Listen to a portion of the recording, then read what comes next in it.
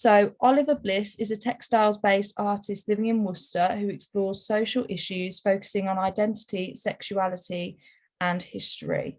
He will be exhibiting work at Shout Festival this year with his first solo exhibition for the new series of portraits, Soft Lads.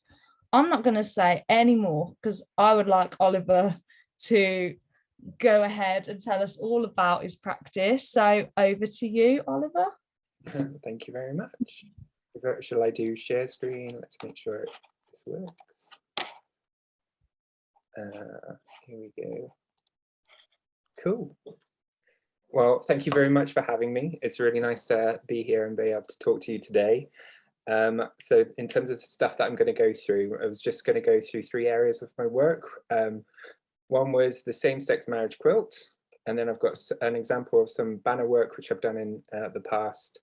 And then in terms of what you just touched on, Soft Lads, which will be my first kind of solo exhibition, which will be happening at the Shout Queer Arts Festival. So this is the same-sex marriage quilt, which was a project which was initiated in 2014. It's a bit of a grainy image, unfortunately, but it is also huge because it stands at 4 meters tall and 3.5 meters wide. Basically it was designed as a tool to kind of talk to people about how MPs pass laws and how our governance structure is created. There we go. Oh, I have to click. Okay, sorry. And the way that this started out was I had the opportunity to pitch to People's History Museum because they were giving out micro commissions to do a week in residency with them. And I had to compete against other artists and put forward my idea, and this is what I wanted to do. So I used to work at the Proud Trust. They had a Wednesdays group for young people, and we just noticed that, like, in terms of talking about these larger themes, it was quite difficult to make data interesting. And so this is just in terms of who voted against the same-sex marriage bill. And it's kind of just like raw data. You don't really know how to process that as a young person in the same way. It's not just as interesting. So the starting point was really like how to make this type of structure and concept more interesting for more people. And so I pitched to them in terms of saying, I would like to be able to create this quilt and get people to come in. These were some of the other artists that were able to be involved, who also got week's residencies as well. Oh, sorry, because I'm clicking on that. So I went to lots of different places in terms of, I don't know why that's still happening, sorry. I went to different places like Liverpool Pride, Manchester Pride, and had these little hexagonal spaces for them to write out messages towards a more tolerant and equal future if the MPs voted against same-sex marriage bill. And then for the ones who voted in support of it, they were able to get a nice portrait of themselves. So there were 396 MPs that voted yes. So that was a lot of individual drawing, and then getting people to decorate those drawings. And for all the ones that said no or abstained, that's where we got these other messages to put into those spaces. I'm just, don't know what's quite happening with my slides.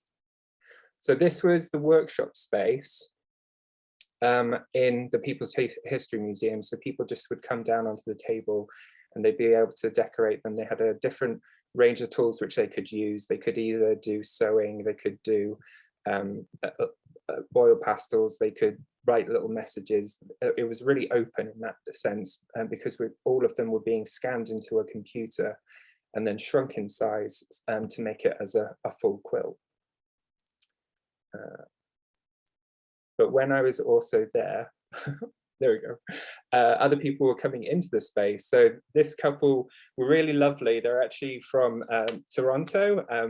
Bonnie Slade and Jane Cuttlesworth, and they were one of the couples who for World Pride got married, and they all got married on this big bus. And so being in that space for a week, I did get to meet a range of different people, and that was just like a nice example of that kind of passing people's stories and learning more about them, and then wanting to engage with the project on a different way.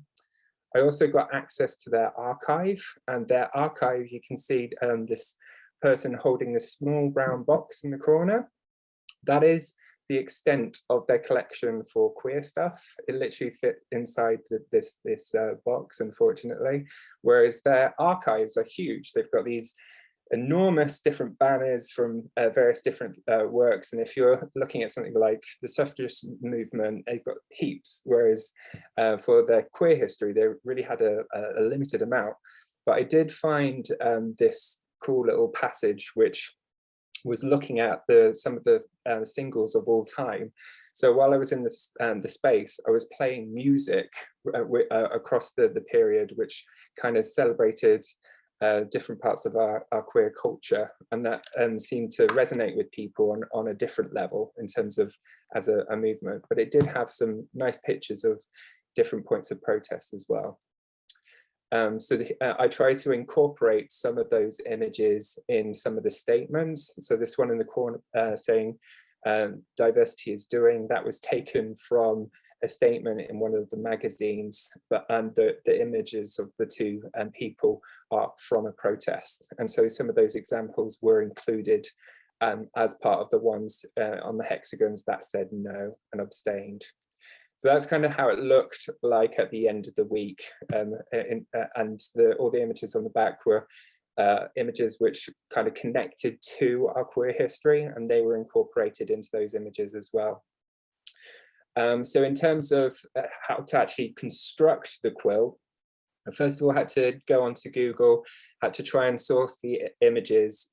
Basically, I took the information from a Guardian Excel spreadsheet in terms of all the ones that said yes, no, or abstained, and then traced around them, and then scanned those images in, and then incorporated them into the hexagons.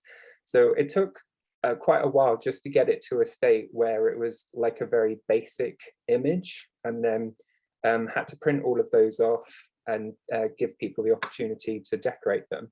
But that's when it was much more fun. So this was at the launch of the LGBT History Month for 2015, and they had a really successful event. Loads of people came through, and that was the first point where people started decorating the images, and that continued on to other different places. So I went to places like Fact, to the Liverpool Museum, and to a couple of theatres and stuff, and it was just a really kind of celebratory thing. A part of that was with Homotopia Festival, which is a queer arts festival based up in Liverpool as well.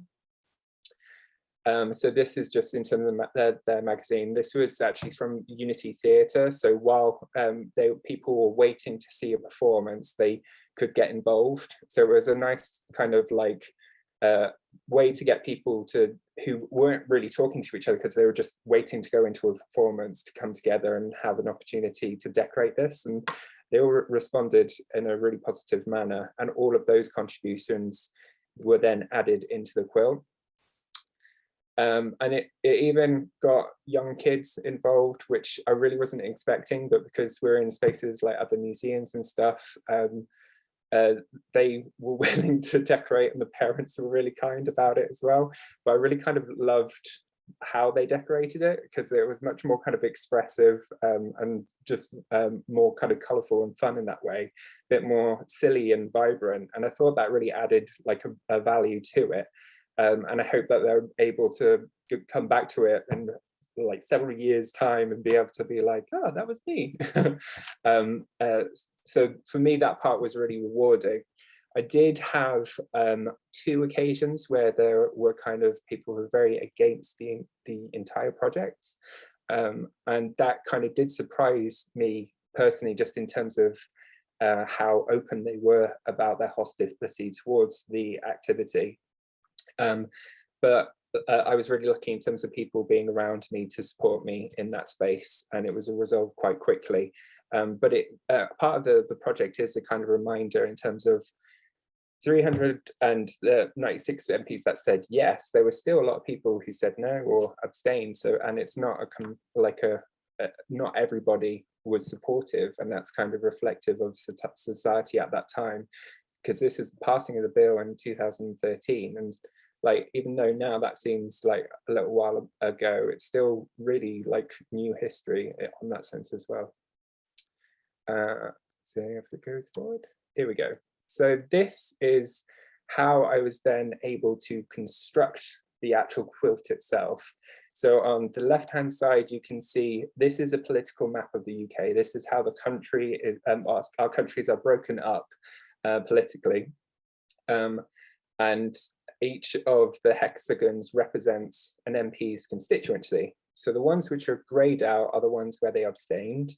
The ones which are highlighted in black are where they said no. And then in terms of the color-coded hexagons relate to the constituency. So if they're like Conservative, Liberal Democrat or Labour. And you can see the majority of the ones who were supportive were Labour. And it does also kind of give you a sense of scale in terms of what it takes to actually pass a law and change laws.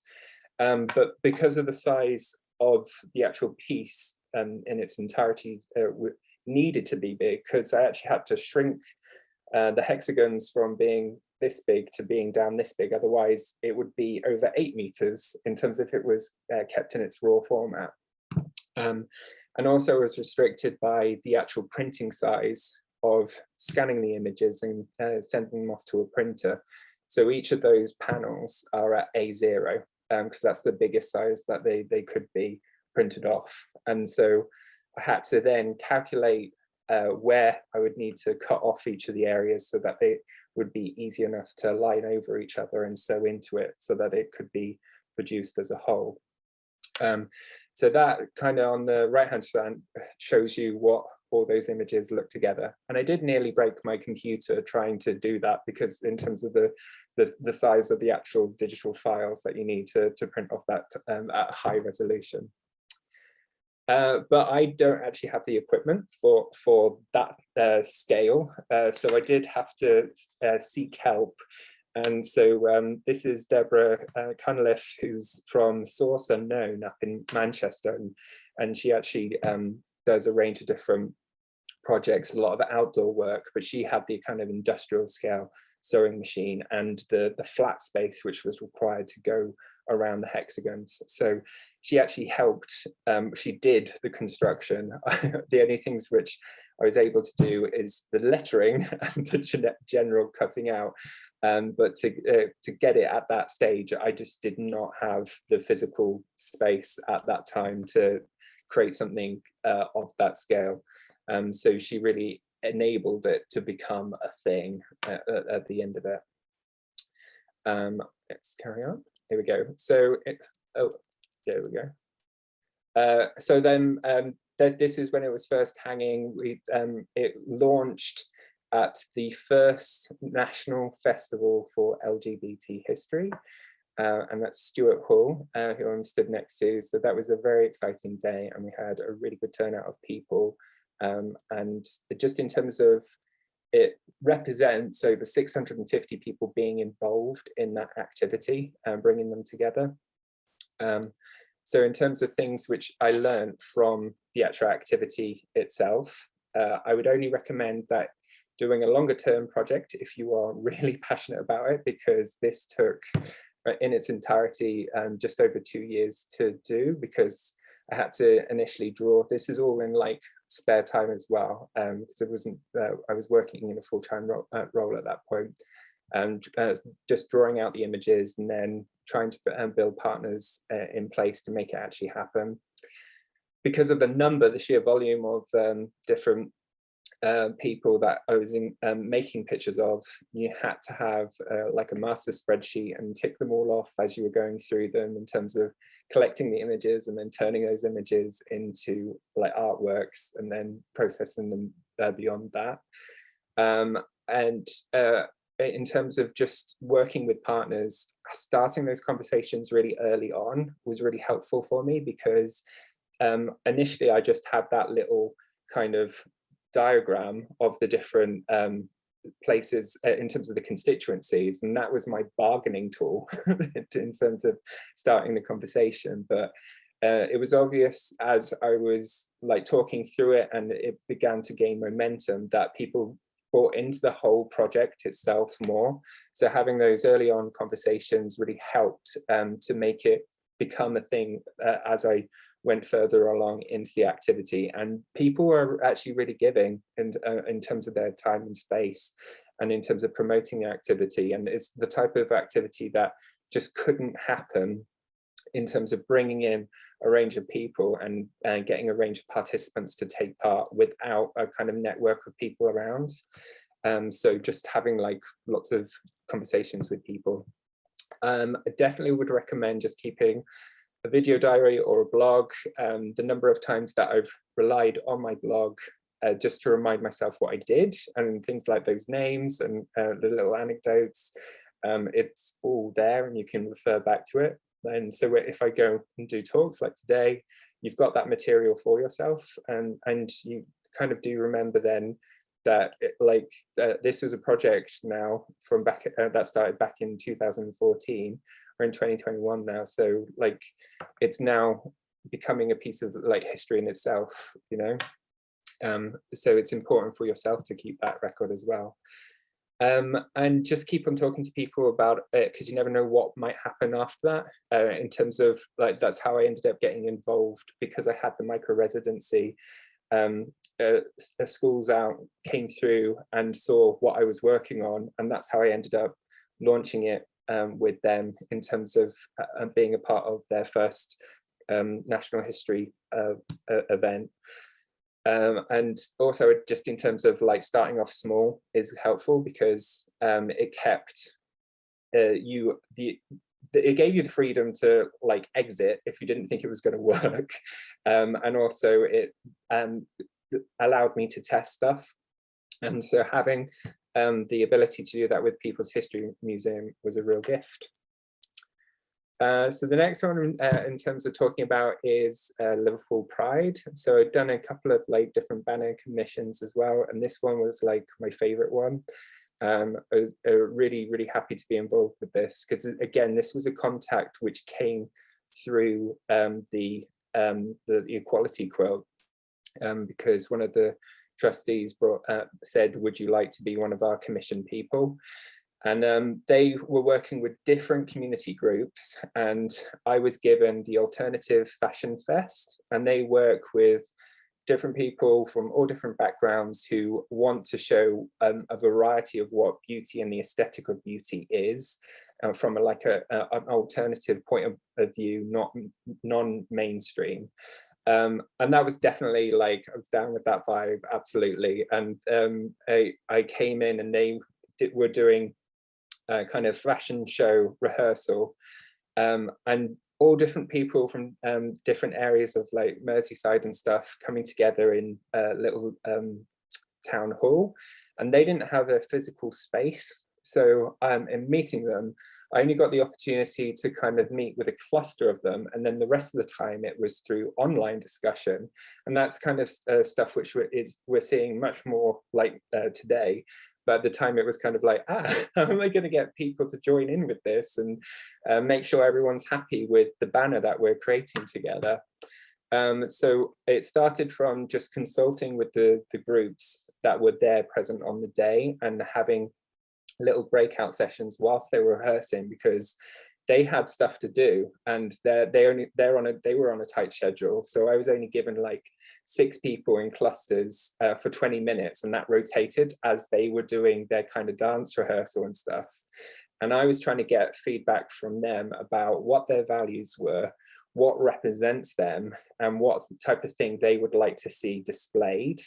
And I was just gathering all that information from them. And then I did a kind of Facebook group live discussion with them, and reported back in terms of finding out that they were saying various different things. And so these are some of the examples of stuff that they were telling me. And then through that, we were having a dialogue through chat and through posts about the types of thing that they wanted and didn't want. So let's see. The first page is just being a bit slow, I think, to load up. Here we go. So several of the women had wolves on wolf tattoos, either on their arms or on their chest, and so for that they actually felt like they were a bit of a pack, and it was like it's a female-led organization, so that and that's something that, like, if you're a part of their organization, you become a part of that family, you become a part of that pact, and it's very protected, very loyal. So finding what sort of wolf might represent them as a group, but also being mindful, because a couple of them did say, like, I actually don't have any tattoos, but I do feel like a part of this family. How am I going to be represented in this as well? So it was important for me to find more than one access point for them to feel included and represented in this banner for their Pride moment. I didn't want it to feel like it would exclude anyone. But we also had like a range of other things in terms of types of things that represented them. There was a lot around, like, because they do firework and pyrowork, they also had like snakes in the past, and like the rock symbol or different gestures that they felt represented them as a group. It is taking a moment to load up this for you. Don't know why. There we go. Oh, it's me, maybe. So that like if they wanted either an animal on fire or flames surrounding it, so it's just collecting a few series of images and like saying what you vote for, what you like and stuff.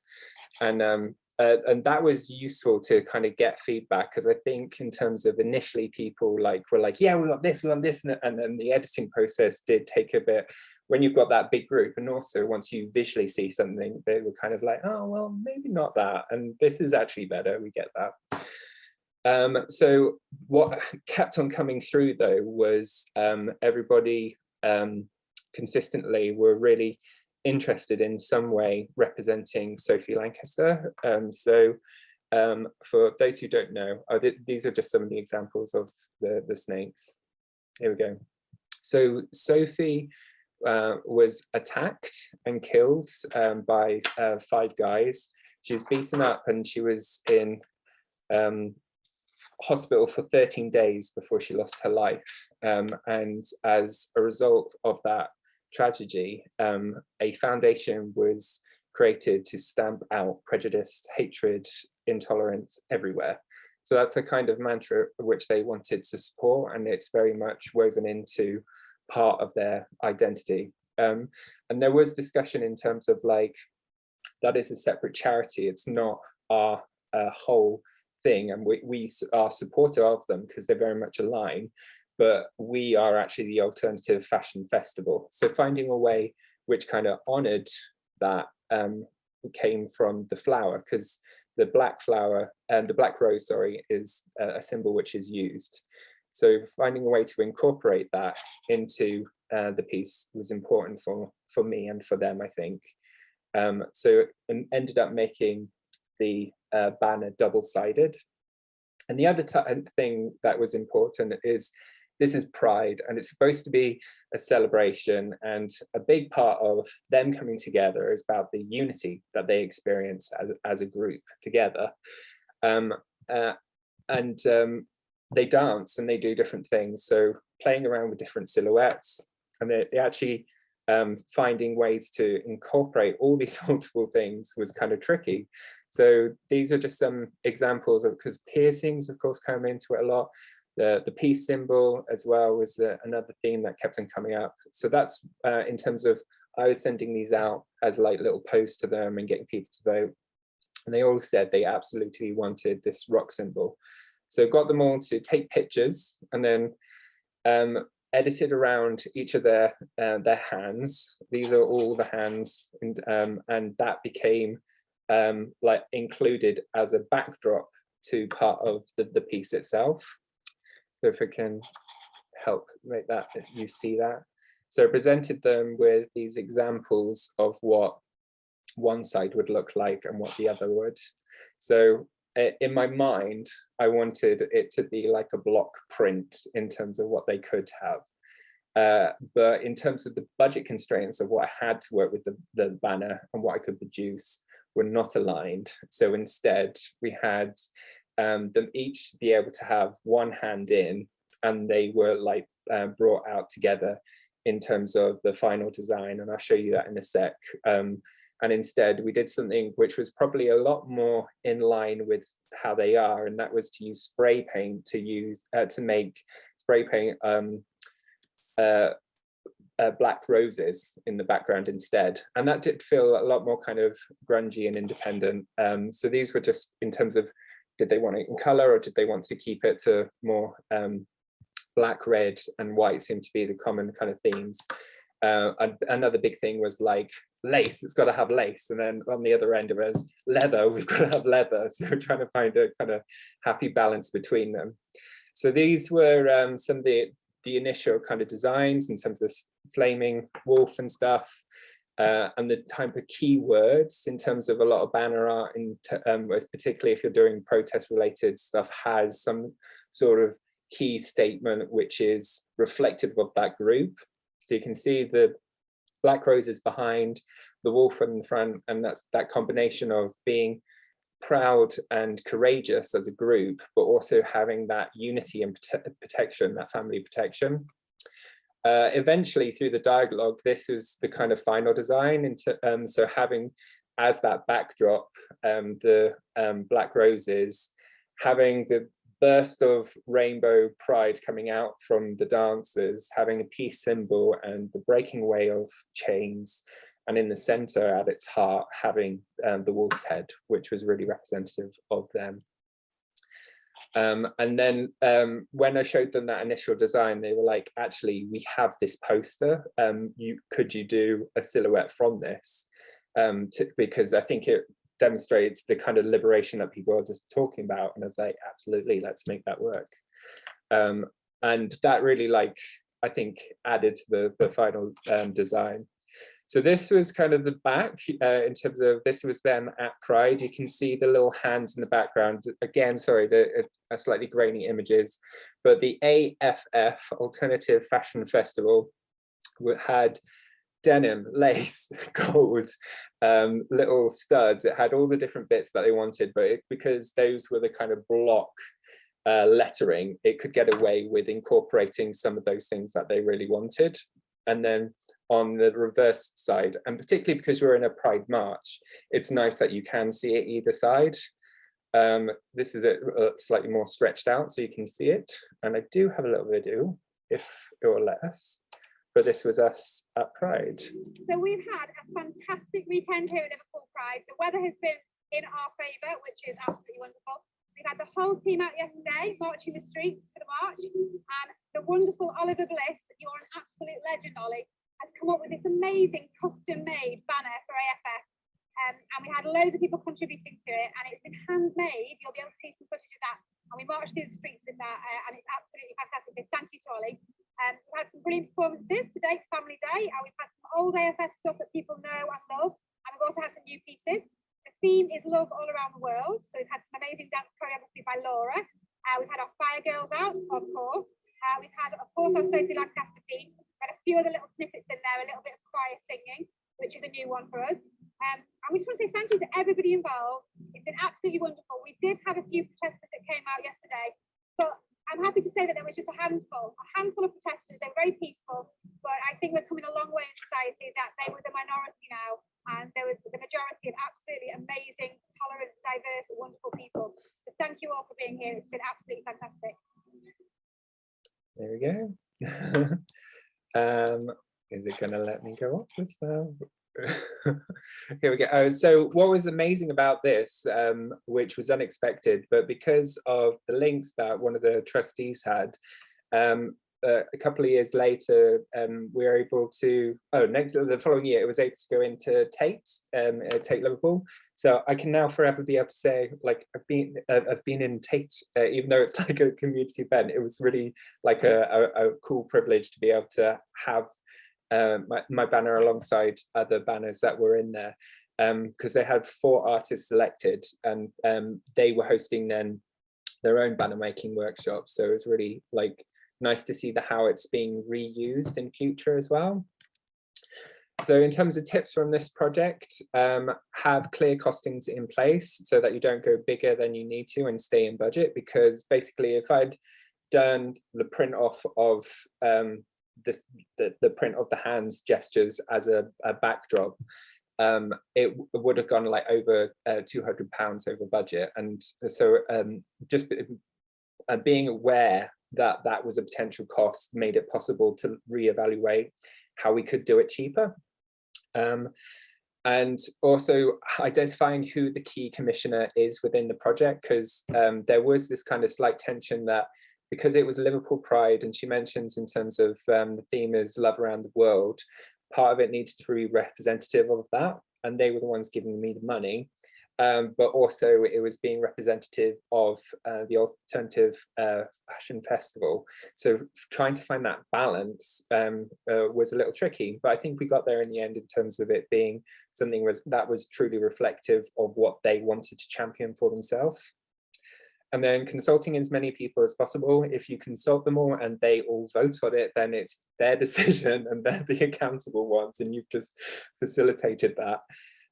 I'd say create a diary action plan to ensure that you deliver on time, because this was like a tight turnaround. And so it was a case of looking at how many days were remaining and allocating what things I needed to have completed by that point to ensure all those different elements could have come together. And remember to take pictures and videos before you hand in the work. I was having way too much fun, and those images are secondhand just from stuff which I've found from the internet. Unfortunately, I just completely forgot about it, and it's a shame that I didn't get some like last full feature pictures of it.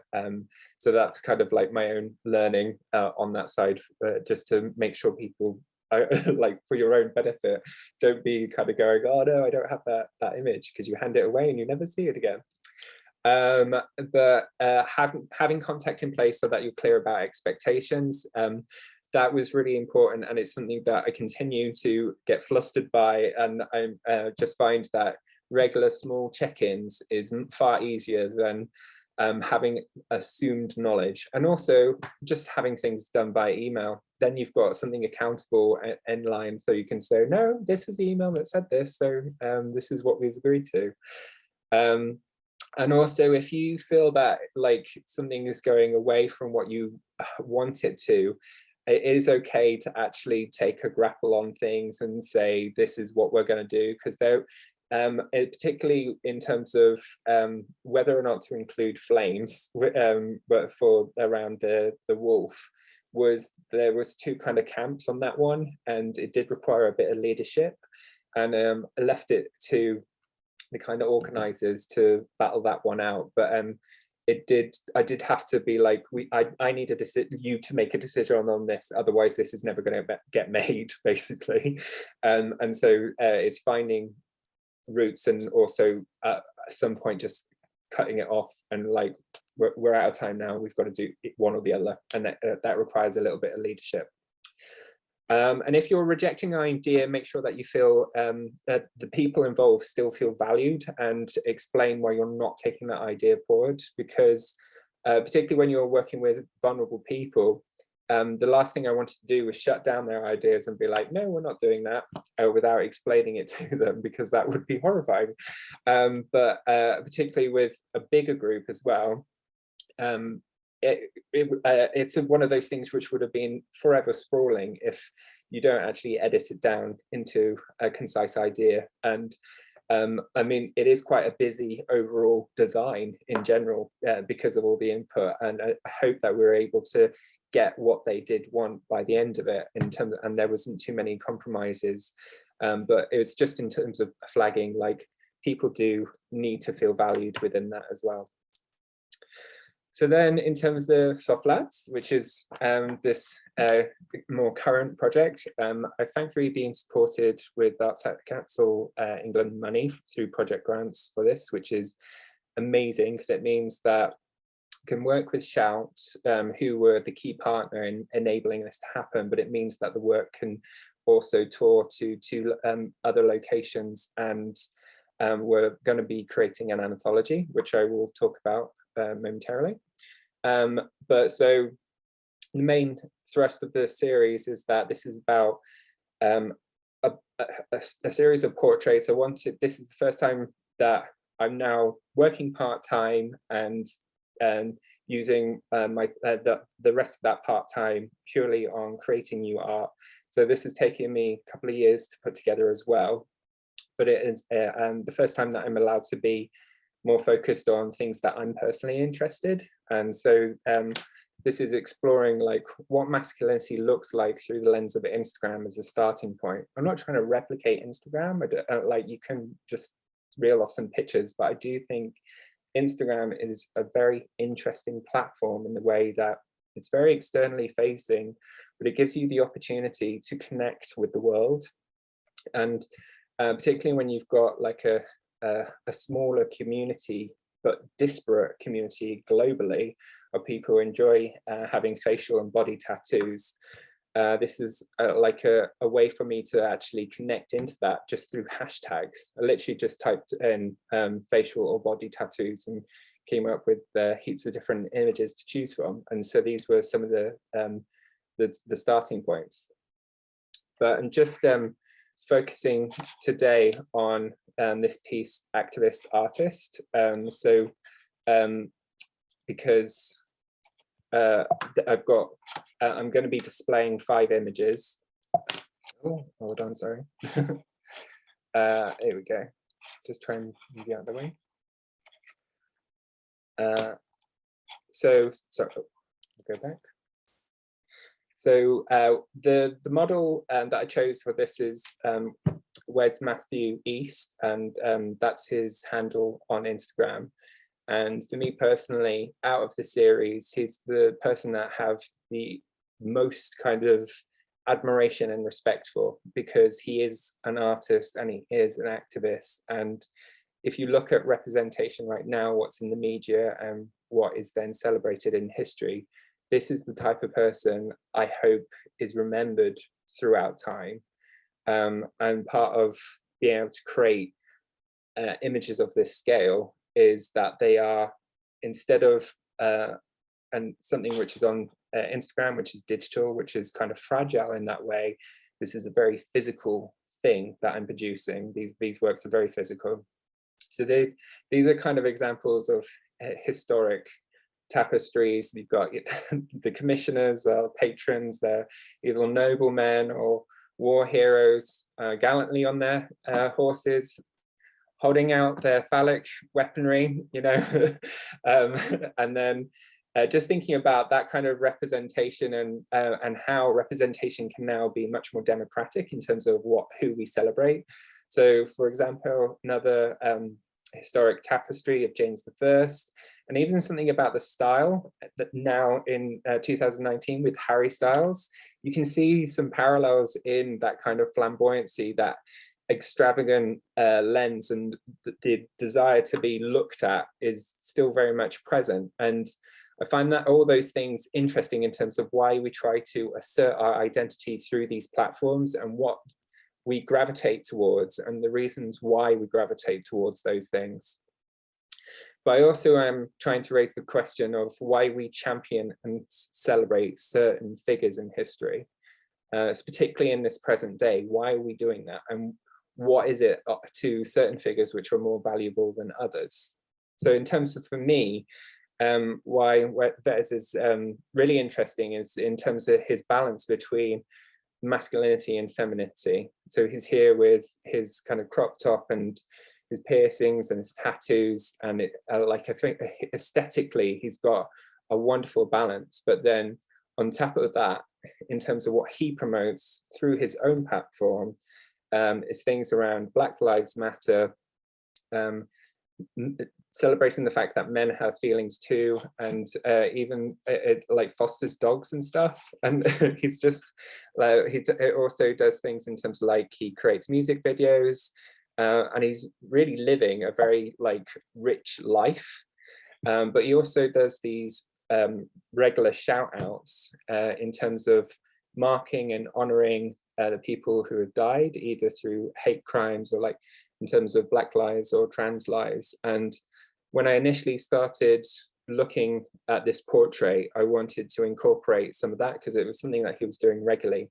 And he really so for Taya Ashton, sorry, actually tells part of her story, a little snippet, and provides pictures, but he was doing that for all of these people. And so I was looking at just from January of this year, and I think I got down to about April, and there was just too many names. And like, that's just horrifying to me in terms of how are so many names being taken away and erased, and these people being killed off through crimes of hate.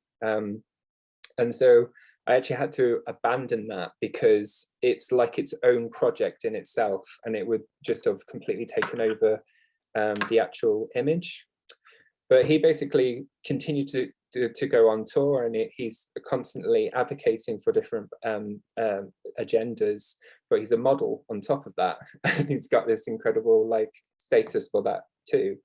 But he keeps adding in his own values in there in terms of like, let boys be feminine. And then this is again an example of him advocating for this kind of greater diversity of what how we hold ourselves in our own identity.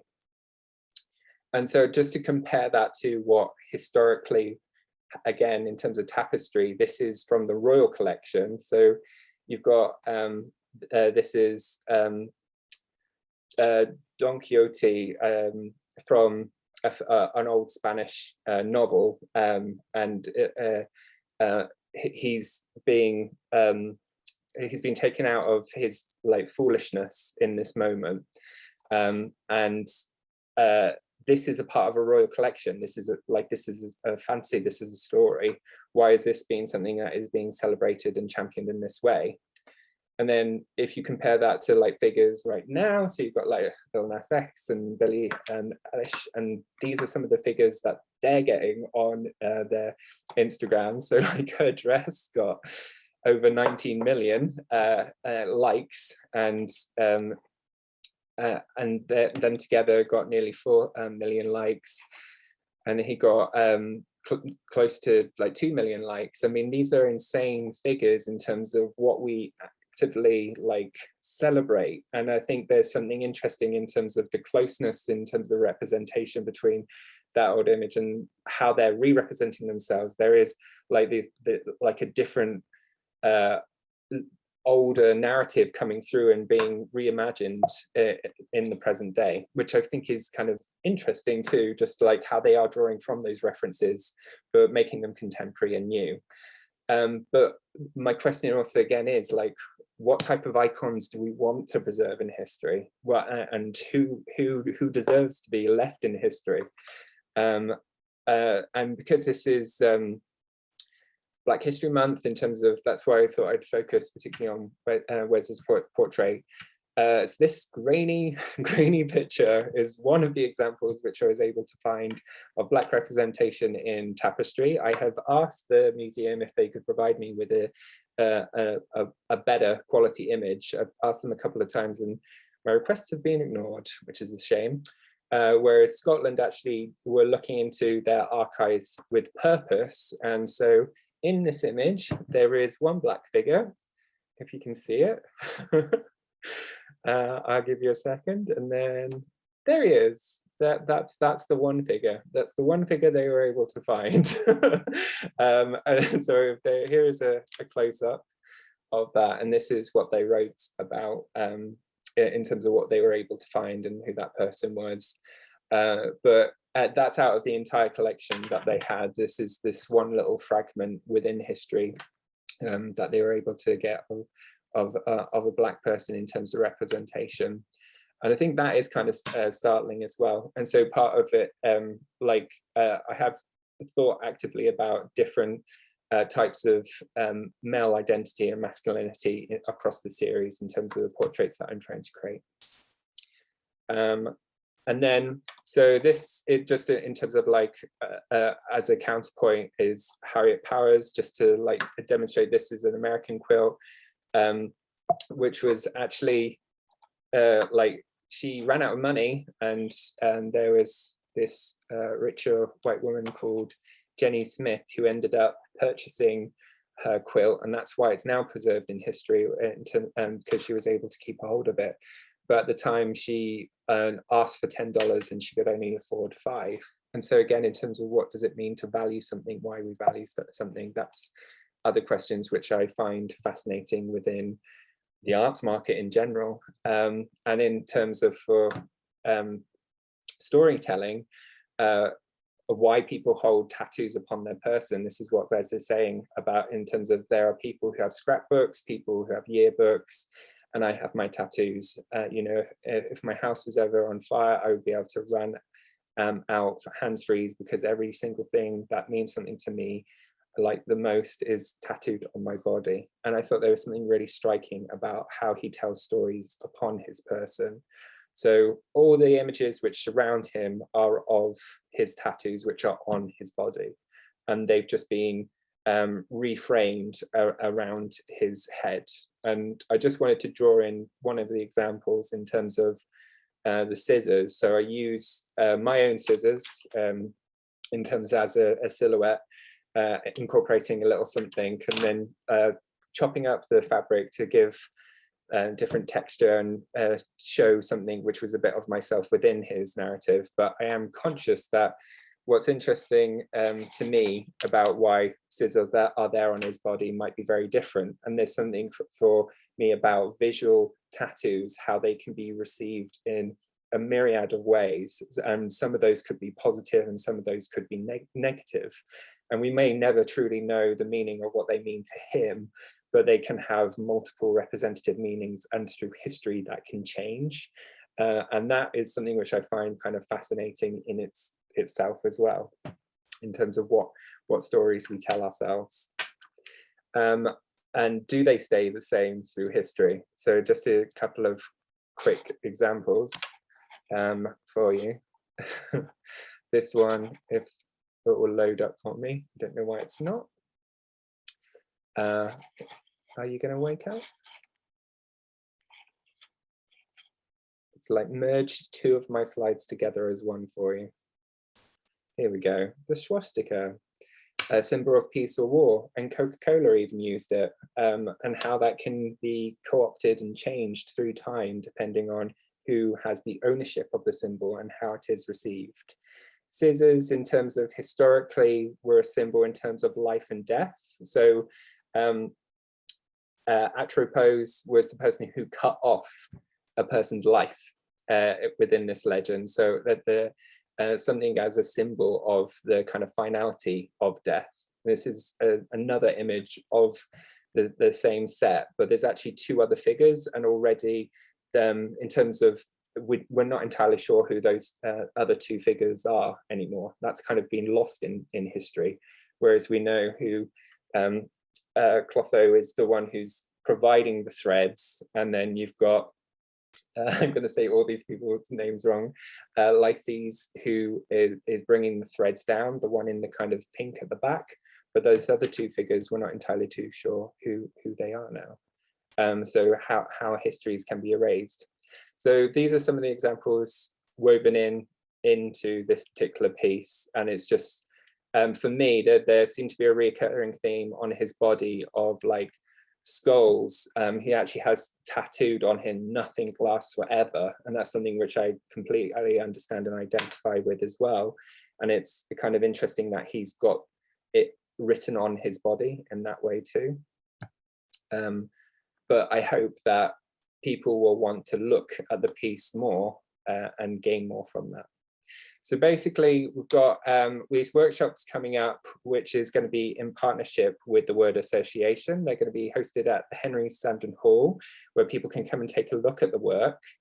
and they will be writing creative responses to the work. And those will be gathered together through a series of prompts, and they will be turned into an anthology. And there's going to be a workshop which will also be at Shout Festival on the 27th of November. And hopefully there are going to be some people who are doing some readings on the launch event, which will be on the 26th of November. Basically, if you join in on the 27th, you can contribute a poem through these creative writing exercises, and then you will be a part of this anthology as well. And I hope that it's just a way of getting people to engage with the work on a deeper level and making them think more about the actual work. And that's happening over at Strix Gallery. And if you go on that 27th, because my workshop's during the day, in the evening there is the Vogue Ball, and I just wanted to shout out about that.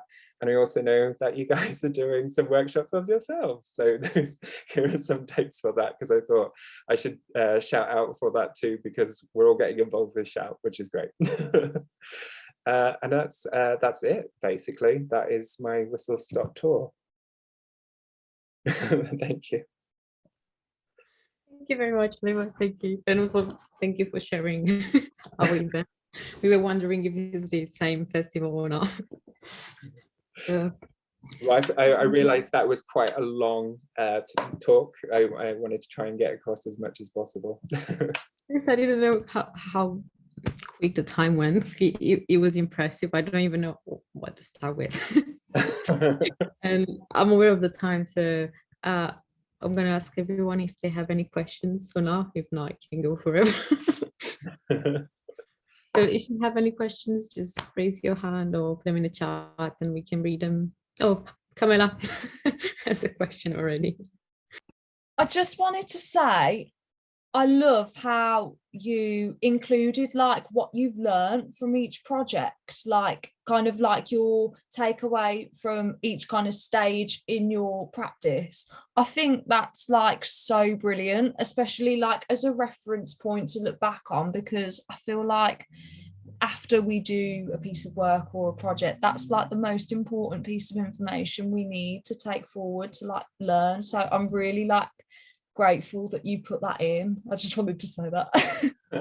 Thank you, that's kind. Yeah, that, I mean, that comes from being told to do that, and it's the type of thing funders want you to do as well. So anyone who is thinking of taking this path, like, yeah, even if it's just a little journal entry for yourself, it's definitely a good thing to do, because then you can evidence it and say, this is what I've done, and if you give me some money, I can make this happen. They love numbers.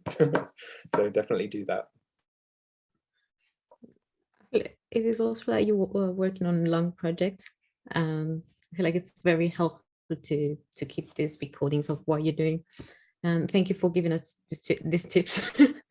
Because usually I'm asking people what they encourage people to do, but you kind of answered all my questions. It's amazing how you're working, and you're working with people, which I find really difficult, especially when you're asking them for their opinions or to get involved in the workshops. And do you ever find yourself in situations where you have to resolve a conflict? For example, if someone says, oh, I like red, and the other one says, oh, I don't like red. What do you do in that situation as a workshop coordinator? Yeah, so like actually one of a different banner which I did, I came in and I was basically told, this is exactly what you're going to do. We have only got 3 hours for you to do this. And then at the end of that, we lose the room. So they need to get on it and they need to do it immediately. So knowing that up front was good for me. But as soon as I said, this is what we're going to do, they were like, we don't want to do that. So I was like, okay, this is fine. And basically it's having to start from the point of, well, if you don't want to do that, what do you want to do? And putting it back on them, but in a way that invites for conversation and invites them to feel like they can take ownership of the task. Because if you are being employed to do something for a finite amount of time, highlighting that was also helpful, so they knew that they were working towards a deadline, and also knowing if they wanted to shift the goalposts, they had to get on board in terms of what they were going to contribute towards it. It's like, if you've got a better idea, absolutely go for it. I'm totally up for that. And what we did is the kind of brainstorming, so doing a mind map and just saying exactly the same way as I did with the Pride quilt, was asking, what are your values, what represents you, and then working from there. Because with a banner piece, you have a set space that you're filling, and then knowing that helps, I think, frame the expectations of what you can achieve. And then it was like, we're done, but you can do these next things to help this come together outside of this room, outside this space. That's amazing. Congrats for getting it to Tate with a banner. Yeah, the other thing that I will say, if you're the person who's delivering it or leading on it, being told that no one will have the same value of your dream as you. So if you want something to happen, you have to just make it happen, and you have to, like, sometimes drag people along with you. So, and you just have to remember, like, they're not invested in the same level as you are. This is your thing, it's not necessarily their thing. And so trying to find ways to make them feel it's their thing as well is helpful. Thank you. That's really helpful. We also have a comment in the chat from Rachel. It says, thank you so much, and looking forward to hopefully making the last workshop. Oh, thank you. I look forward to seeing you there. We also hope to make you on the 27th of November. Yes, please do come along. It'd be great to actually see you in a physical space. I also love to see one of the map thing in real life, if it's still somewhere or Yes. right now. So for LGBT History Month next year, it should be on display in the Hive in Worcester. So it should be up there during the course of the month. So you'll have the opportunity to see it then. Oh, thank you. Okay, just took a note. Sorry. That's cool. Do you have any links you'd like to share with us? Yeah, just in terms of my website is oliverbliss.blogspot.com, and that actually goes into the other pieces in more detail in terms of the reflections. So in terms of what I did discuss today, I've done that for each of the pieces, and that does include like my costings at the end. So if that's something else that you're interested in terms of like how long these pieces take and stuff like that, that's all there. And also please follow me on Instagram and shout out about the events, because I don't know anybody really in Birmingham, so just like that would be amazing from my side to help get some people to turn up on that day. Hopefully we can make it real. So really good to meet you in real life and talk a lot more about your project. I'm aware of the time right now, so Yeah, no, that's cool. Does anyone else have any other questions? No. Well, thank you very much for having me, though. It's been a real pleasure. Thank you very much for doing this. I really enjoyed it, and I'm sure everyone else enjoyed it. So